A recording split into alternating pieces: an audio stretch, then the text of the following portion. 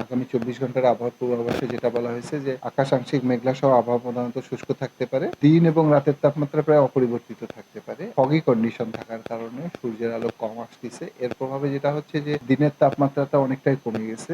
দিন এবং রাতের তাপমাত্রার পার্থক্যটা কমে যাওয়ার কারণে লোকজনের ভিতরে ঠান্ডা লাগার অনুভূতিটা বেশি। আর সর্বনিম্ন বিগত 24 ঘন্টায় আজকে সকালে যে সর্বনিম্ন তাপমাত্রা রেকর্ড করা হয়েছে এটা হচ্ছে ঈশ্বরদী পাবনায় 8.4। এর প্রেক্ষাপটে রাজশাহী বিভাগ, দিনাজপুর, যশোর, চুয়াডাঙ্গা এবং কুষ্টিয়া জেলার উপর দিয়ে মৃদু শৈত্যপ্রবাহ বয়ে যাচ্ছে। এটা অব্যাহত থাকবে। এই অবস্থাটা আজকে এবং আগামীকাল অব্যাহত থাকবে। তারপরে হয়তোবা একটু টেম্পারেচার বৃদ্ধি পাবে।